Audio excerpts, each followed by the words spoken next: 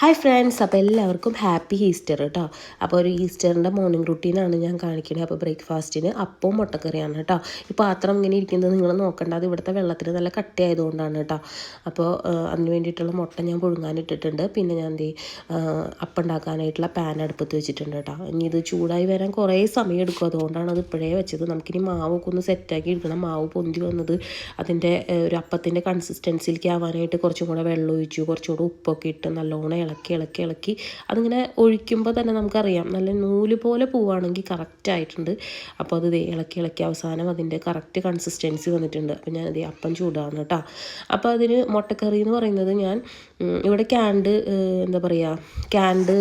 Milk കിട്ടുമല്ലോ, അപ്പം അത് വെച്ചിട്ടാണ് ഉണ്ടാക്കണത്. ഈസി ആയിട്ട് ഉണ്ടാക്കാൻ പറ്റുന്നതാണ്, ടേസ്റ്റി ആയിട്ടുള്ളതാണ്. നമുക്ക് റോസ്റ്റ് ഉണ്ടാക്കിയാലും ഒക്കെ നല്ലതാണ്. അപ്പോൾ ചിക്കൻ ഞാൻ ഓൾറെഡി വറുത്ത് വെച്ചിട്ടുണ്ട്, അപ്പോൾ അത് കാരണം കൊണ്ട് ഞാനിത് പാൽ ഒഴിച്ച് ഉണ്ടാക്കാമെന്ന് വിചാരിച്ചു. അപ്പോൾ അതിന് വേണ്ടിയിട്ടുള്ള സവാള, ഒരു 2 ചെറിയ സവാള നന്നായിട്ട് നുറുക്കിയെടുക്കുന്നുണ്ട്. ഞാൻ 3 മുട്ടയാണ് കേട്ടോ ഇടുന്നത്. 3 മുട്ടയ്ക്ക് 2 സവാള മതിയാവും. സവാളയിൽ 2 പച്ചമുളക്, ഒരു കഷ്ണം വെളുത്തുള്ളി, അത്ര ഇടണുള്ളൂ. ഇത്രയും ഇതിട്ടിട്ട് നല്ല ടേസ്റ്റ് ഉള്ളതാണ്. നിങ്ങളൊക്കെ ഒന്ന് വെച്ച് നോക്കൂ. എല്ലാവരും ചെയ്യുന്നതായിരിക്കും, പറയാത്തവർ മാത്രം ഞാൻ ജസ്റ്റ് പറഞ്ഞതേ ഉള്ളൂ കേട്ടോ.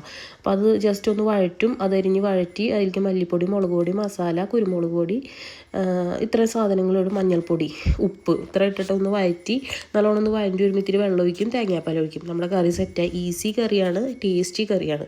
അപ്പോൾ അത് ശരിയായി വരുമ്പോഴേക്കും നമ്മുടെ മുട്ട പുഴുങ്ങിയത് തോലൊക്കെ പൊളിച്ച് നമ്മളതിലേക്ക് ഇടുന്നുണ്ട് കേട്ടോ. അപ്പോൾ ചേട്ടനാണ് അത് ചെയ്ത് തരുന്നത്.